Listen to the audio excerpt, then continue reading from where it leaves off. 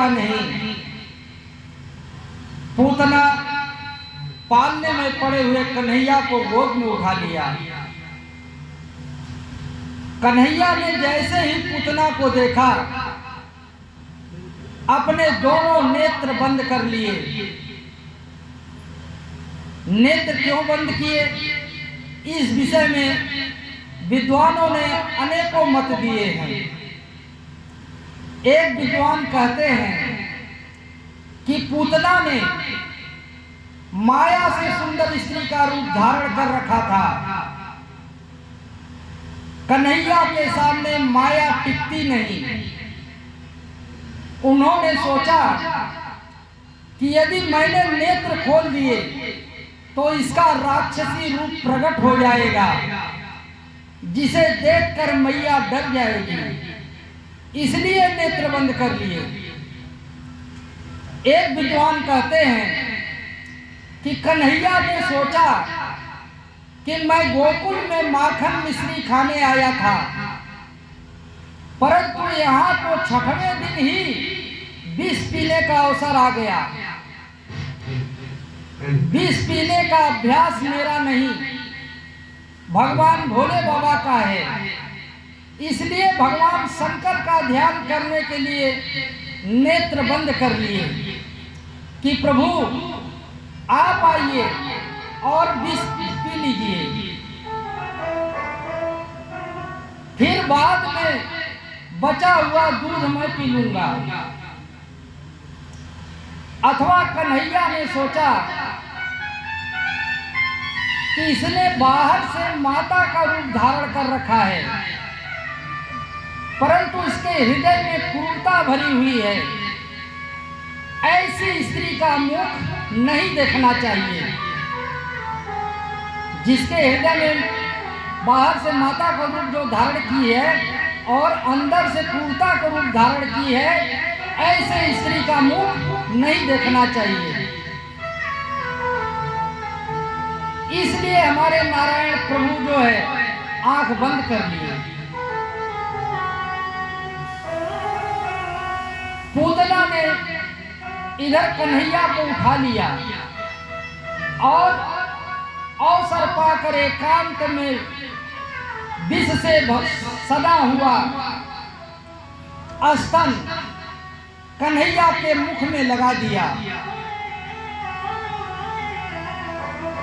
कन्हैया दूध के साथ साथ उसके प्राणों को भी पीने लगे। तब वह घबराई वहां से भागी। उसका राक्षसी रूप प्रकट हो गया। कहने लगी, सामुच्च मुच्चालमिति प्रभुवासिनी निष्क्रिया मनाखिलं जीव गर्भाणि नृवृत्या नित्यचरणो भुजा। बाल संहिता में ऐसा उपाख्यान आता है, जब बालकों को पूतना नाम का ग्रह लग जाता है तो बालकम मुच्च मुच्च पूतने, बालकम मुच्च मुच्च पूतने, इस मंत्र से झाड़ा जाता है या झाड़ लगाया जाता है। परंतु आज पूतना को ही एक बालक लग गया। जैसे किसी मनुष्य को कुत्ते ने काट लिया, ये तो कोई समाचार नहीं हुआ, लेकिन वही एक मनुष्य किसी कुत्ते को काट ले, ये समाचार हुआ।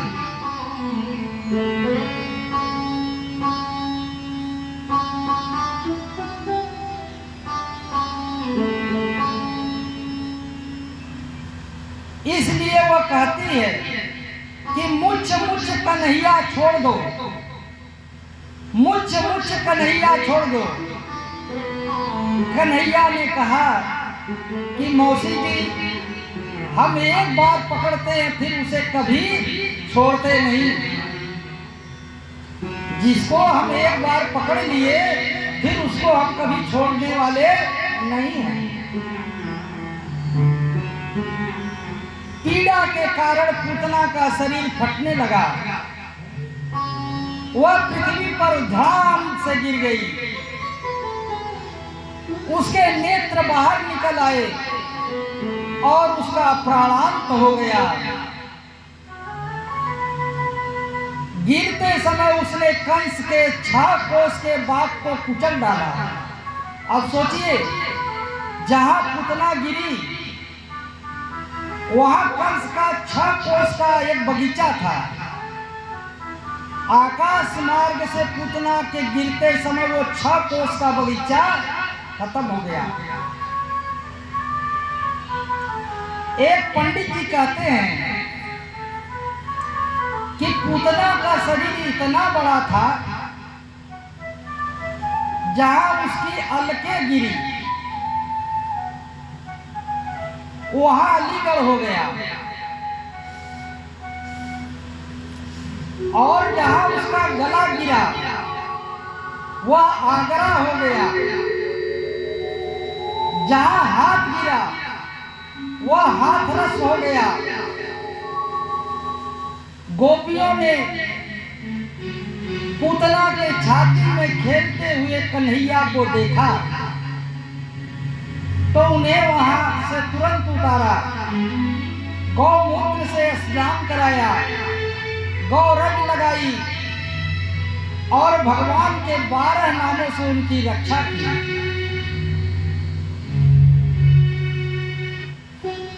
कालेन व्रजताल्पेन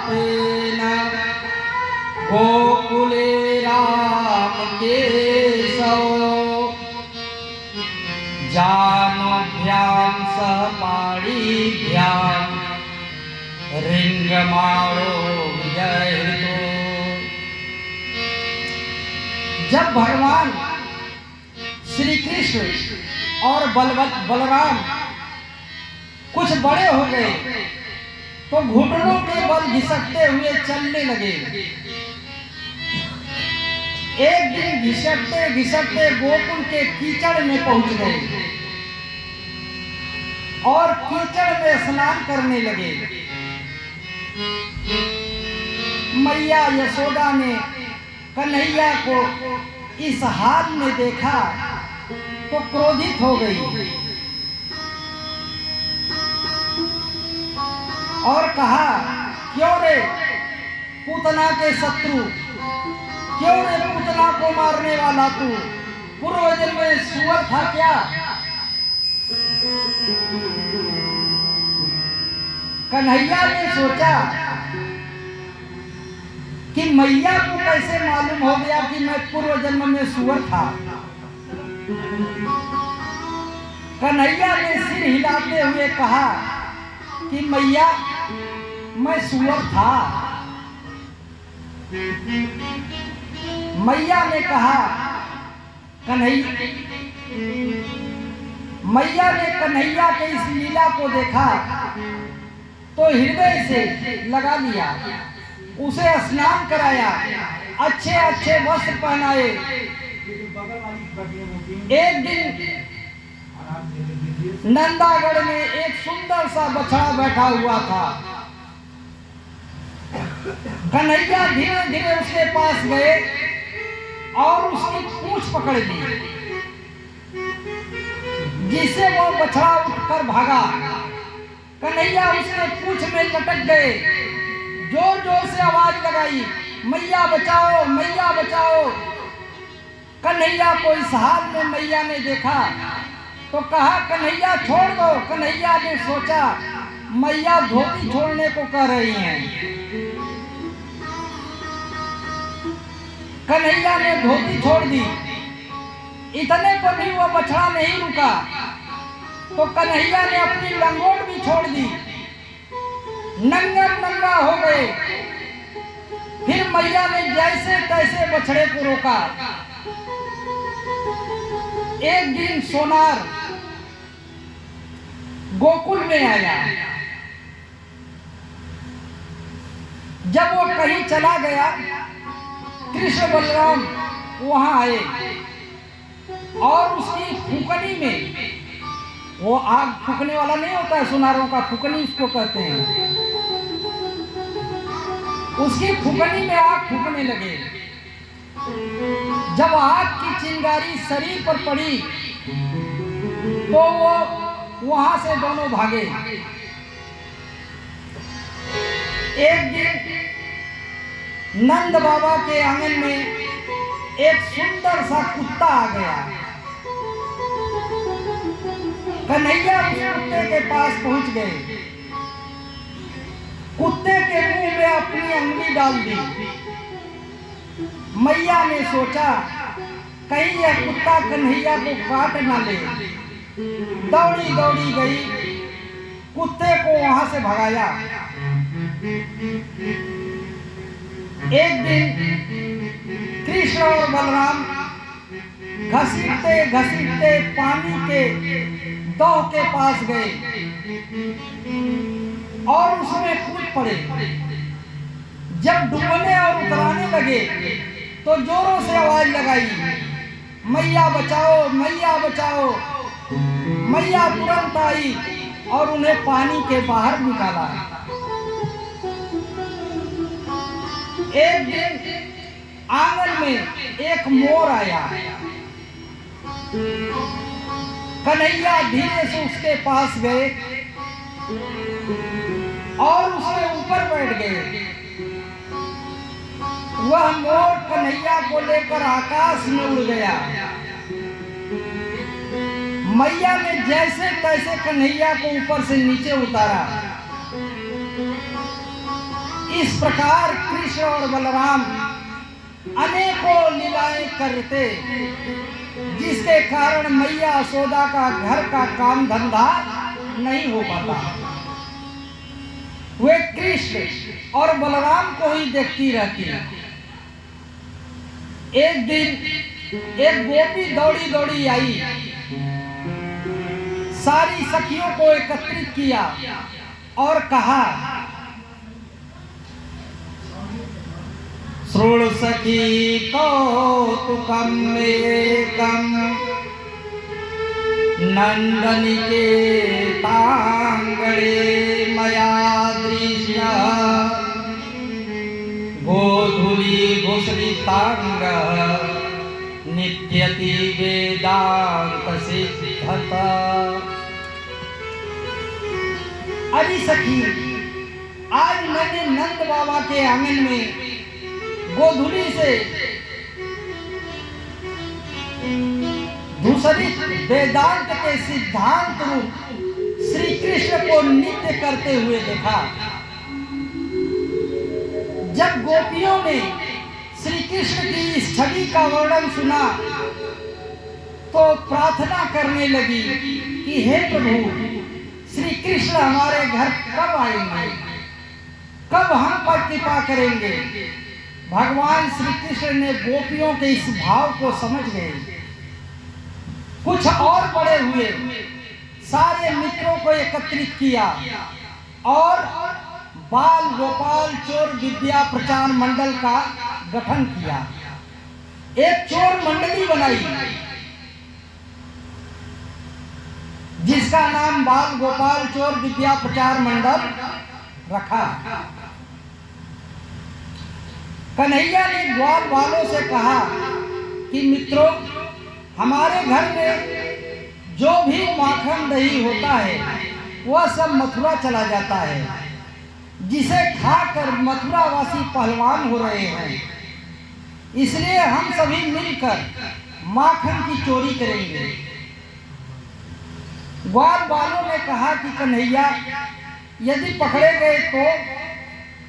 कन्हैया ने कहा, सबसे पहले सब अपने अपने घर में चोरी का अभ्यास करेंगे। कन्हैया ऐसा कह अपने घर पर लौट आए। एकांत में दही माखन के कक्ष में पहुंच गए। वहां जैसे ही मणिमय स्तंभ में अपनी परछाई देखा, डर गए। कहा, मैया,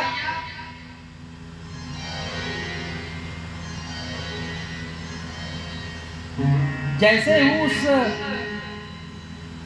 माखन के बर्तन में झांके उसमें इनका अपना परछाई दिखाई दिया और अपना परछाई देख करके भगवान डर गए और उस परछाई से कह रहे हैं कि भैया मैया से मत कहियो।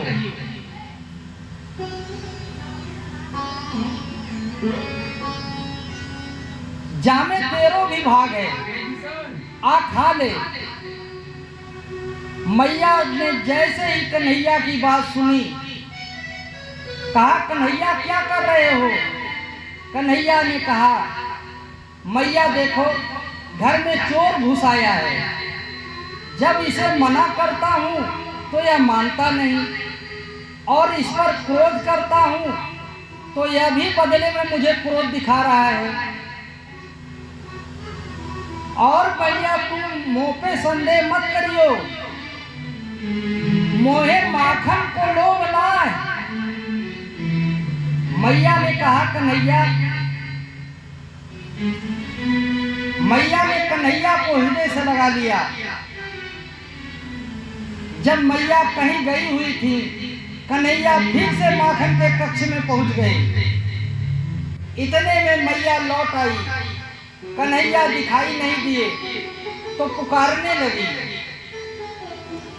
अरे ओ कन्हैया कहाँ हो? इतने पर भी जब कन्हैया ने प्रत्युत्तर नहीं दिया तो मैया ने कहा कि अरे ओ मेरे बाप कहाँ हो? कन्हैया ने जैसे ही मैया की आवाज सुनी, दही माखन के मटके से हाथ बाहर निकाल लिया। कहा मैया आपने जो मेरे हाथ में पद्म राग मणि के कंकन पहना रखा है उससे मेरे हाथ जल रहे थे, उन्हीं को ठंडा करने के लिए मैंने अपने हाथ को दही के मटके में डाल दिए। मैया ने कहा कि कन्हैया यह मुख में क्या है? कन्हैया यह मुख में कहां से माखन लग गया? कन्हैया ने कहा कि मैया एक चींटी आई और मेरे पैरों से चढ़ी और मुंह के पास चली आई। जब मैंने उसे हाथों से हटाया तो मुंह में भी माखन लग गया। मैया ने कन्हैया की चतुराई को देखा तो प्रसन्न हो गई। एक दिन गोपियां श्री कृष्ण की शिकायत करने मैया यशोदा के पास आई। एक गोपी कहती हैं कि मैया तेरो लाल हमारे बछड़ों को छोड़ देता है। मैया ने कहा कि गोपी यह तो अच्छी बात है, मेरो लाला तुम्हारी सहायता करो। गोपी कहती है मैया जब गाय दुहने का समय नहीं होता तब यह बछड़ों को छोड़ देता है, जिससे बछड़ा गाय को सबरों दूध पिला जाए। मैया ने कहा देख गोपी, जैसे मेरो लाला तैसो तेरो भी लाला है। मैया कन्हैया शिकायत क्या कहूँ गगरिया मत दिया छोड़ दे मत दिया।